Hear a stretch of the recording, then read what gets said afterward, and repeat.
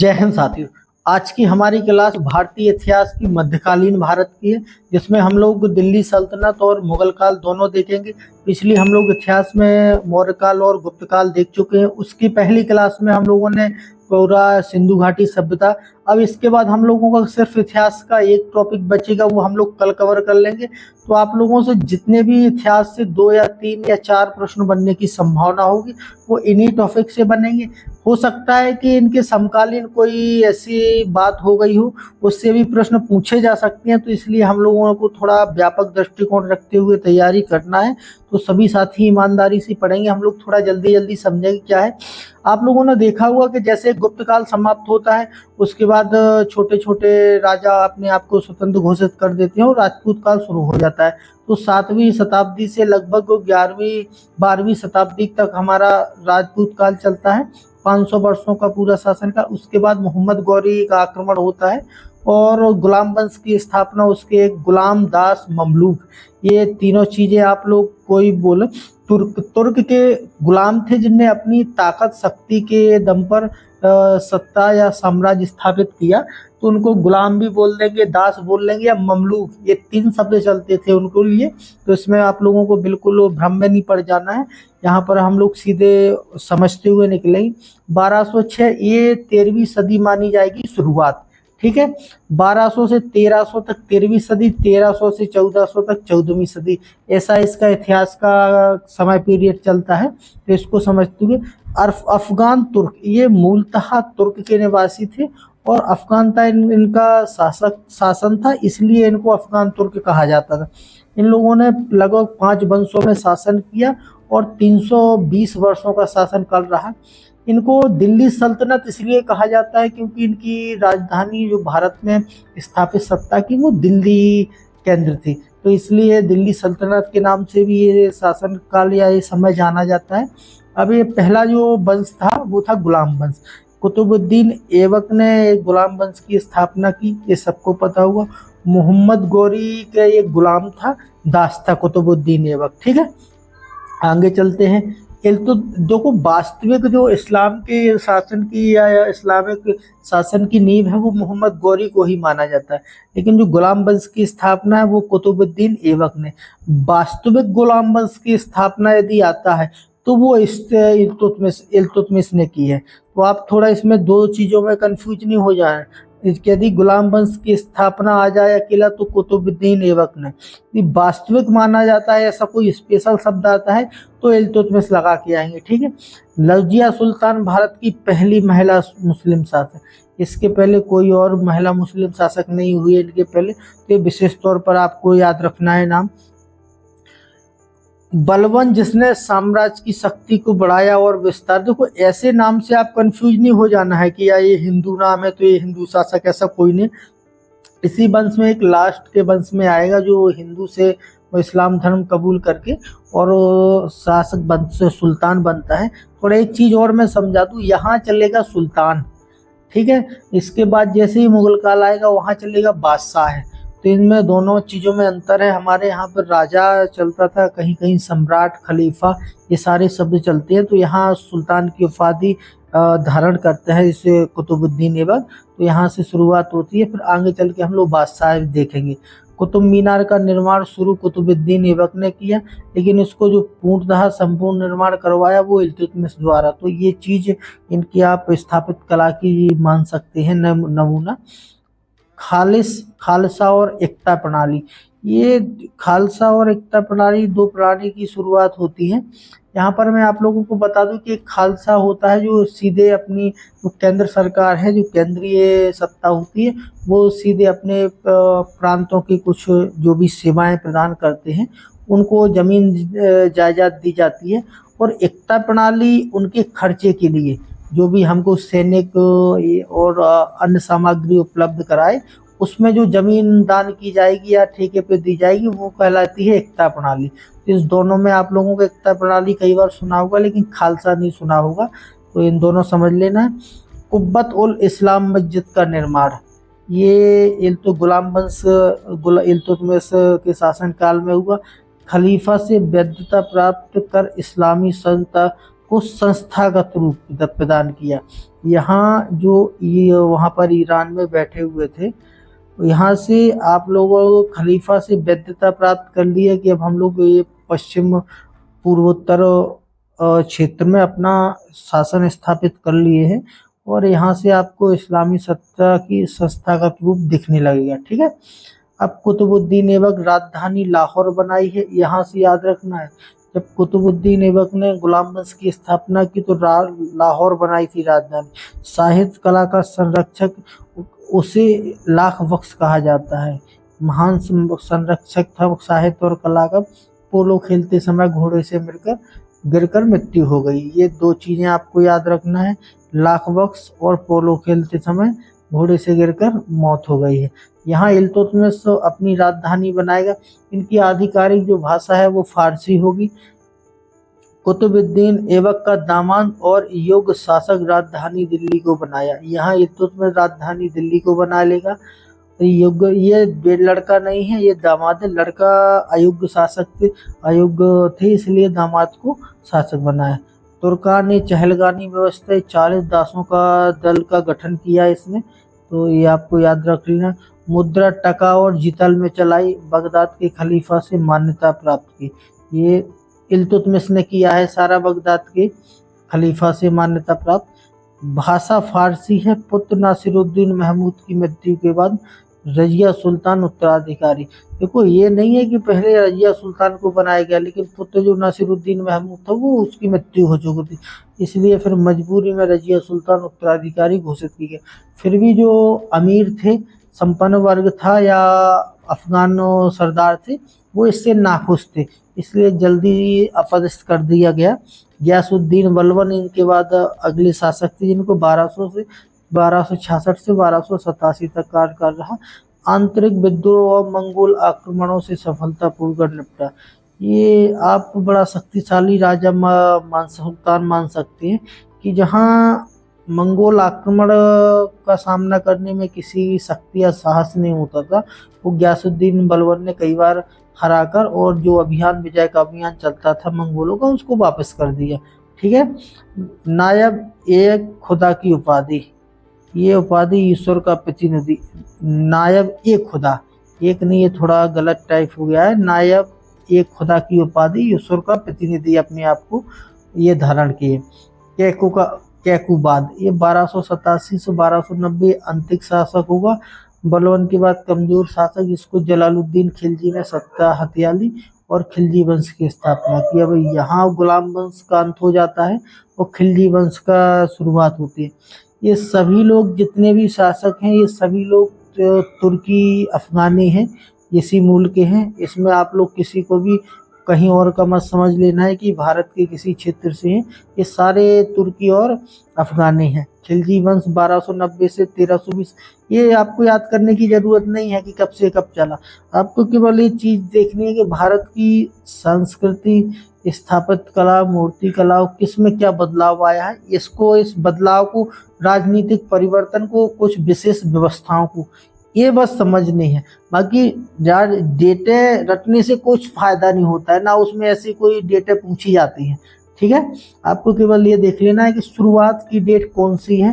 तो दिल्ली सल्तनत 1206 है और मुगल काल हमारा 1526 होगा। तो ये बस थोड़ा शुरुआत की डेटें याद रखना, बीच की बिल्कुल नहीं रखना है। ठीक है, दिल्ली सल्तनत का दूसरा वंश, जिसकी स्थापना जलालुद्दीन खिलजी, बड़ा सही सुडो और सज्जन व्यक्ति थे ये।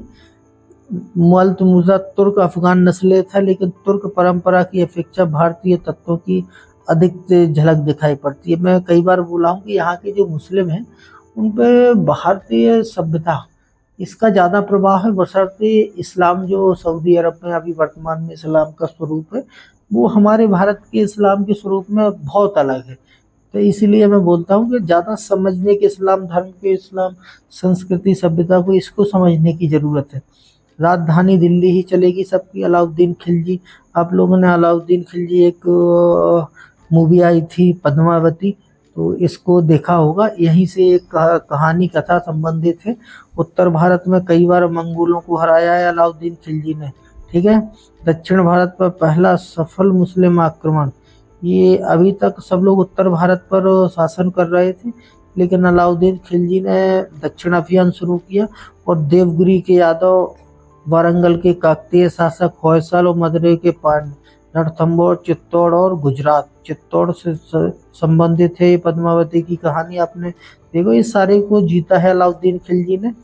ठीक है, अगला जासूसी व्यवस्था, दाम नियंत्रण, भ्रष्टाचार पर यही जासूसी व्यवस्था से नियंत्रण, अधिकारियों को जो भ्रष्ट अधिकारी होते थे यहीं से पता लगाकर और फिर उन पर कार्रवाई की जाती थी। गज ए सिकंदरी नया भूमिका था, ये गज ए सिकंदरी नाम का ये नहीं ये बस केवल इसको देखना है कि पहले व्यवस्थाएं इतने हमारे अभी कम से कम नहीं है तो 500 वर्ष पहले कैसी व्यवस्थाएं थी हमारी 700 वर्ष पहले। राजा और धर्म अलग है, ये जलालुद्दीन अलाउद्दीन खिलजी ने वो स्पष्ट बोला था। ये विचारधारा अपनाई जो सहिष्णुता वाली। ठीक है, राजा का धर्म और जो जनता पर कर्तव्य, राजा का जो कर्तव्य है वो धर्म है। ठीक है, तो धर्म और राजा अलग अलग यहाँ पर अपने आप को पेश किया। अलाई दरवाजा और सीरी का किला, ये आप स्थापत्य कला देख सकते हैं इनके शासनकाल की। दीन इलाही नहीं बल्कि धर्मनिरपेक्ष शासन की शुरुआत अलाउद्दीन खिलजी के समय से आप मान सकते हैं। अमीर खुसरो जैसे विद्वान इसी काल में हुए जिन्होंने फारसी और हिंदी में महत्वपूर्ण रचनाएं की। ठीक है, तो अमीर खुसरो जी के अलाउद्दीन खिलजी के समकालीन थे, उनके दरबार में थे। भक्ति और सूफी आंदोलन का विकास जिसने समाज में धार्मिक सहिष्णुता और सद्भाव को बढ़ावा दिया। ये चीजें समझते चलना है और कुछ पॉइंट जो मैं बताता हूँ उसको याद कर लें। खुसरो खान एक शासक है, अंतिम शासक है खिलजी वंश के। ये हिंदू धर्म अपना लिया था, वजीर से शासक बन गए हैं। वजीर प्रधानमंत्री होता है शासन काल में। गयासुद्दीन तुगलक ने का वध कर दिया और तुगलक वंश की स्थापना की। अब यहाँ पर खिलजी वंश का अंत हो जाता है। तो गयासुद्दीन तुगलक ने स्थापना की है, तुगलकाबाद किले का निर्माण करवाया। अभी वर्तमान में आप देख सकते हैं शासन से सुशासन की दिशा में कदम। ठीक है, मोहम्मद बिन तुगलक, इनके बारे में थोड़ा आपसे चर्चाएं हो सकती हैं। राजधानी का स्थानांतरण दिल्ली से दौलताबाद किया है। तांबे के सिक्कों को चलाना, इनके जाली सिक्कों की बाढ़ आ जाती है तो इसमें ये असफल हो जाते हैं, तो तांबे के सिक्के चलाए हैं। न्यायप्रिय, विद्वान, धर्म सहिष्णु, शाही डाक व्यवस्था और सड़क निर्माण, तो नागरिक कल्याण के भी कार्य किए। तो इसमें आप देख सकते हैं मोहम्मद बिन तुगलक को, इनके बारे में क्या क्या कार्य करवाए गए। ठीक है, अब अगला हमारा फिरोज शाह तुगलक। फिरोज शाह कोटला आप लोगों ने जो अभी वर्तमान में दिल्ली में था स्टेडियम, कमेंट करना है कि और किस नाम पर रख दिया गया है उसका। निर्माण कार्य और समाज कल्याण कार्यों के लिए प्रसिद्धि, समाज कल्याण और निर्माण जनता के लिए करवाए हैं फिरोज शाह तुगलक। 50 से अधिक नहरें, 150 कुएं, फिरोज शाह कोटला दिल्ली का निर्माण। जजिया कर को पुनः लागू किया, यहाँ जजिया कर लागू पुनः हो जाता है। आप देखिए इसकी देख लेना है फिरोज शाह तुगलक के शासन काल में, और फिर आगे चल के जब दोबारा जजिया कर होगा वो होगा औरंगजेब के समय। ठीक है, फतवा ए फिरोज शाही नामक पुस्तक वैज्ञानिक दृष्टिकोण को समर्थन। अशोक के स्तंभ और शिलालेखों को दिल्ली लाया गया। ठीक है, तो तैमूर का आक्रमण होता है 1398 में। तैमूर मध्य एशियाई लुटेरे ने दिल्ली पर आक्रमण और उसको बर्बाद कर दिया, लेकिन अभी मुगल वंश की स्थापना नहीं होगी। ठीक है, अगला हमारा तुगलक वंश की समाप्ति होगी। यहाँ सैयद वंश, अब ये सैयद वंश है जो तैमूर के प्रतिनिधि, गवर्नर या मान लेते हैं प्रांतीय शासक के रूप में कार्य करेंगे। सैयद वंश की स्थापना होती है 1414 से 51 तक। स्थापना खिजर खान ने की, तैमूर का नियुक्त गवर्नर था। अब सीधे अप्रत्यक्ष रूप से तैमूर शासन करवाएगा भारत पर। दिल्ली की सत्ता पर कब्जा कर सैयद वंश की स्थापना खिजर खान ने की। मुबारक शाह अगला शासक हुआ। विद्रोह को दबाने का प्रयास, मुबारकबाद नामक नगर बसाया है, ये इतना महत्वपूर्ण नहीं है। आलम शाह अगला शासक हुआ, दिल्ली को त्याग कर बदायूं चला गया। क्योंकि जब कोई हमारे प्रत्यक्ष हाथ में सत्ता है ही नहीं, करेंगे क्या। फिर बहलोल लोदी ने सत्ता छीन ली और लोदी वंश की स्थापना की है। ये हमारा अगला वंश आ गया इसका। भारत में अफगान शासन का शुभारंभ। अभी तुर्क अफगान थी, अब यहाँ अफगान शासन का शुभारंभ हो रहा है। ठीक है। बहलोल लोदी 1451 से 89 तक का लंबा कार्यकाल रहा। राजधानी सब दिल्ली बनाएंगे। जौनपुर को जीतकर साम्राज्य में मिलाया, ये राज्य विस्तार कर रहे हैं। सिकंदर लोदी 1489 से 17 लगभग 11 और 17 28 साल का एक कार्यकाल रहा। सबसे योग्य और सिकंदर लोदी प्रतिभाशाली शासक। राजधानी दिल्ली से आगरा स्थानांतरित की। ये सिकंदर लोदी राजधानी को आगरा पहली बार किसी ने स्थानांतरित की है, तो यहाँ पर थोड़ा याद रखना है। कठोर न्याय व्यवस्था। मंदिरों को तोड़ने की नीति सिकंदर लोदी के द्वारा अपनाई गई। फारसी के विद्वानों और कवियों का संरक्षण। ये मतलब कट्टर मुस्लिम माने जा सकते हैं। इब्राहिम लोदी 1570 से 26 तक अहंकारी और क्रूर शासक था। अफगान सरदारों और प्रांतीय गवर्नरों से टकराव हुआ।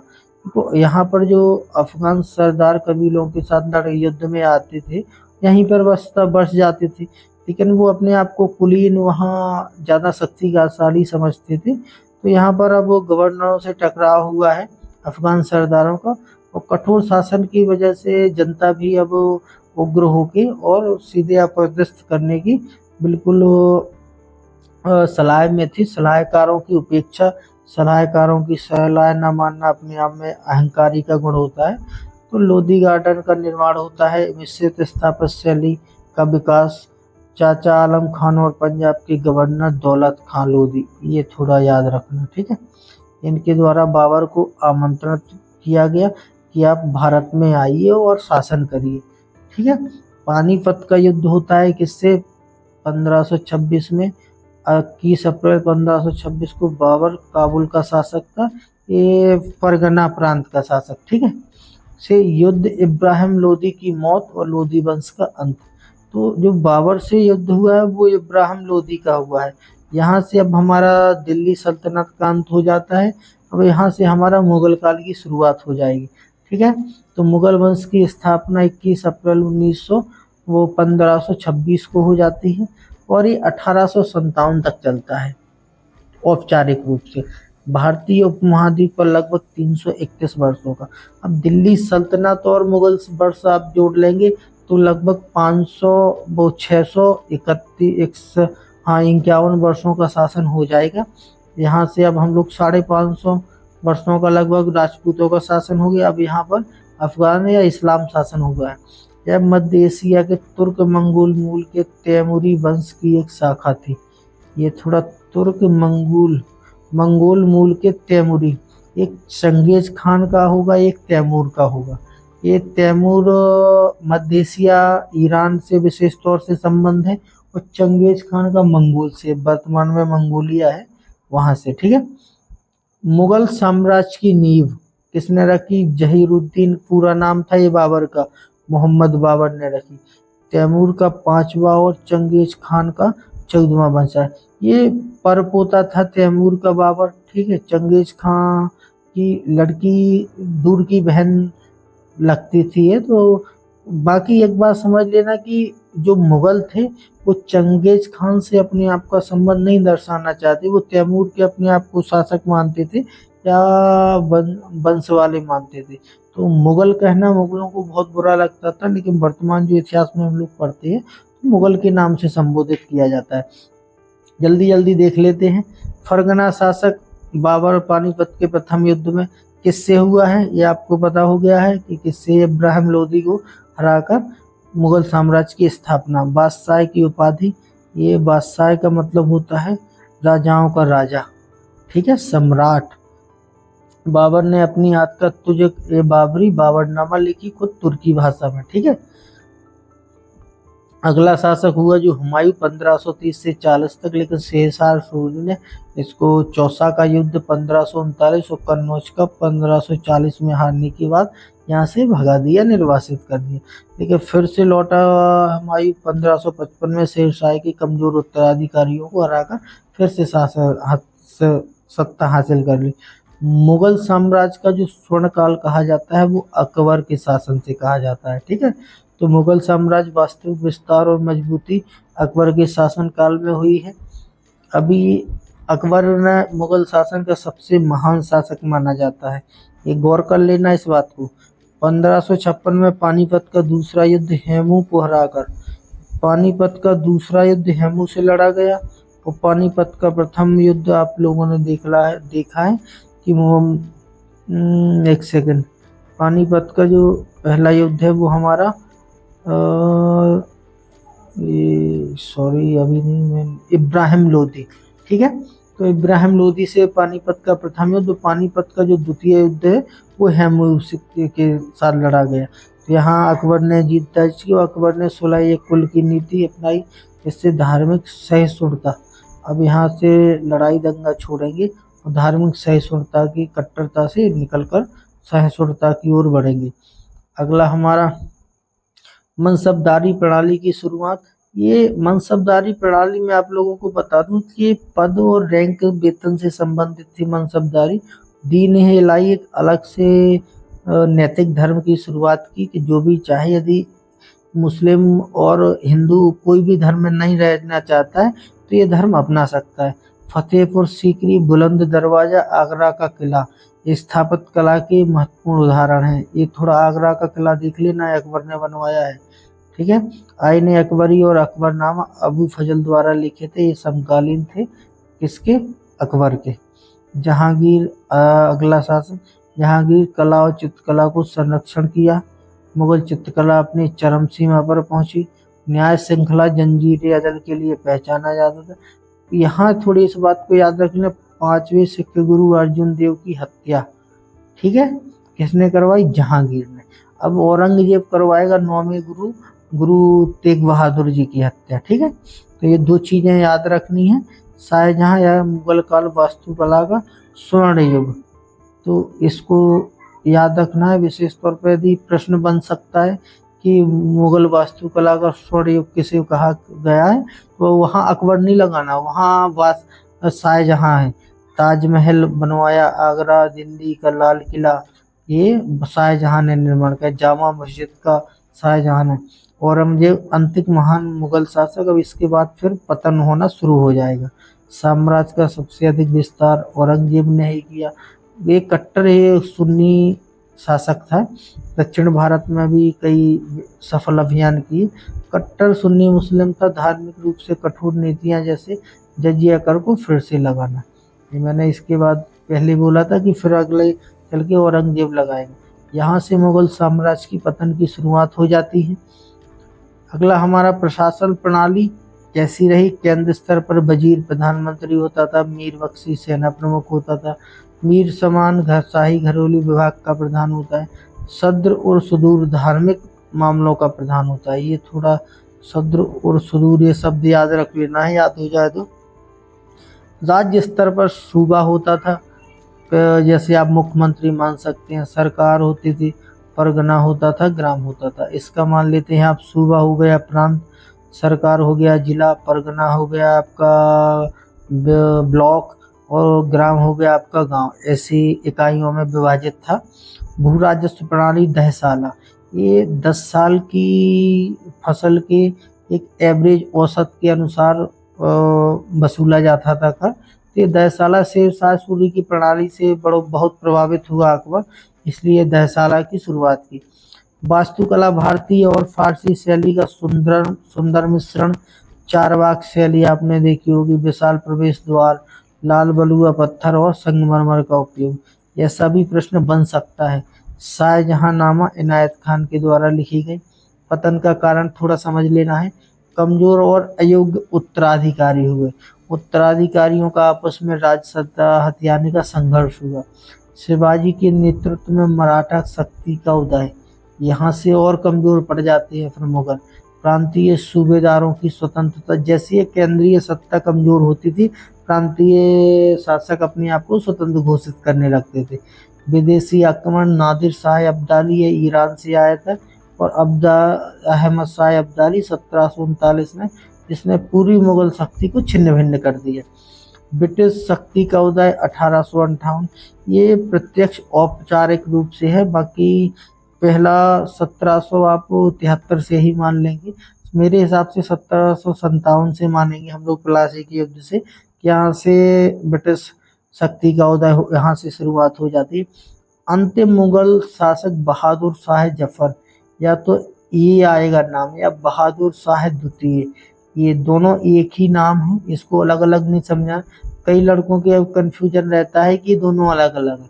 तो अंतिम जो मुगल शासक थे बहादुर शाह जफर आप कह सकते हैं, बहादुर शाह द्वितीय को हटाकर मुगल साम्राज्य का औपचारिक अंत, अभी औपचारिक अंत नहीं हुआ है, 1857, ठीक है, 1857 की क्रांति के बाद ये सब होता है। तो 1857 की क्रांति हमारे प्रथम स्वतंत्रता संग्राम या हमारे वर्तमान की जो स्वतंत्रता की नींव रखी गई थी 1947 की, ये 1857 की क्रांति का परिणाम था, ठीक है।